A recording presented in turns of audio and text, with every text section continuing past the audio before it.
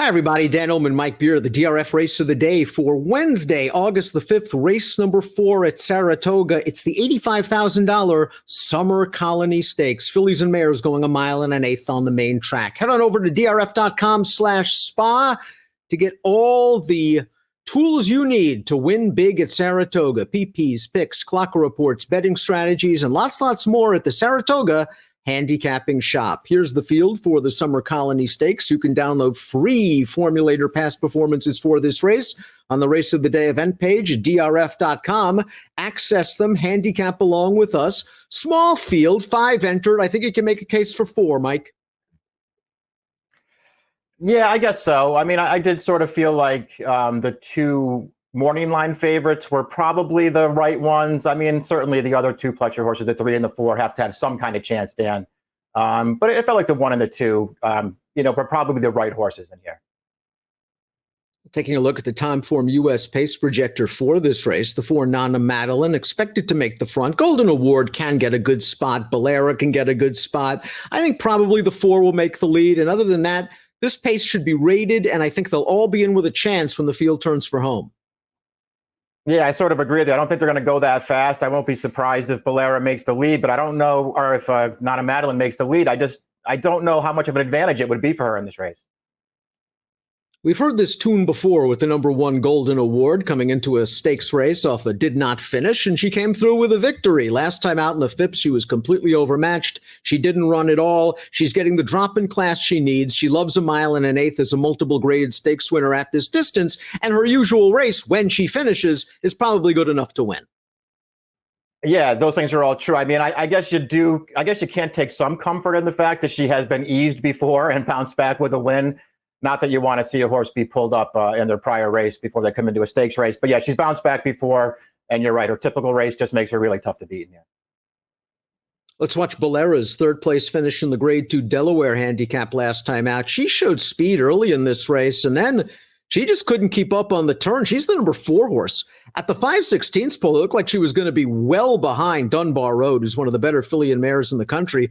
But to her credit, she re-rallies against a bunch of questionable competition, and she's going to get up to finish 3rd with a decent enough gallop out. She is also getting a drop in class. She can be forwardly placed. I liked some of the things she did last year. I haven't loved all of her races this year, but I think the last one was at least a step in the right direction. Yeah, I agree. And I don't know, what kind of chance she really had so far this year in any of those races. They sprinted her off the layoff behind Ladies Island. She had no chance in that race. They tried turf for some reason in her 2nd start, and she didn't run well. And then last time, I didn't think she ran great, Dan, but it was a step in the right direction. She gets a good trip in this race. 1 1/8 is no problem. There's plenty to like here. I think always shopping is a little bit dirtied up. You look at her 3 races this year, 2 on wet tracks, 1 of them against Monomoy Girl, where she had no chance, 1 race on turf, which is probably not her best surface. And then you have to go all the way back to early in her 3-year-old campaign, where she was good enough to win the Grade 2 Gazelle at 1 1/8. I think the jury's still out as to how good always shopping is, and the price should be right.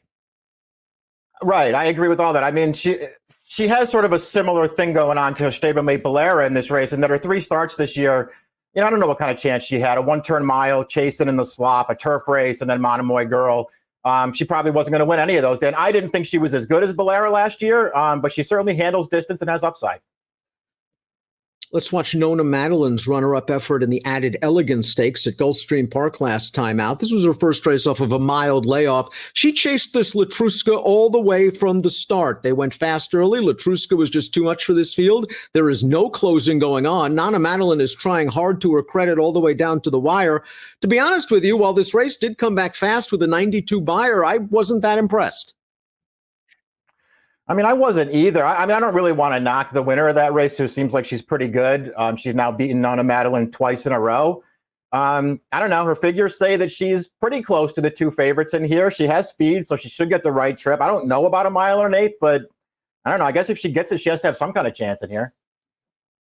Bossy Bride wisely scratched out of the personal ensign on Saturday to run in this spot, and she deserves a shot here. She's won 2 out of her last 3 races, including this effort on July the 10th against starter $50,000 allowance competition. And Bossy Bride did have to work in this race. She caught a wet track that she prefers. She's on the outside. As you see, she's 1-2 and supposed to beat this field. She did it well enough, but her buyers are very light. Yeah, true. I mean, she's improved for actress, that's for sure. Hasn't improved enough to really be competitive in this race. Perhaps a wet track could move her up. And there's a possibility we will have a wet track at Saratoga on Wednesday. Race number 4 on Wednesday is the Summer Colony Stakes. Let's take a look at our top selections. I'm going with Bolera in here, as are you. Same super, not surprising in this short field. I think, again, the last race was a step in the right direction. Obviously, Golden Award is the horse to beat. Yeah, that's how I looked at it too. I'll take Bolera's upside in this spot and hope that she takes one more step forward. 2143 for Mike, 2413 for me. It's the $85,000 Summer Colony Stakes, and Saratoga's 4th race on Wednesday is an approximate post time of 2:29 Eastern. Good luck.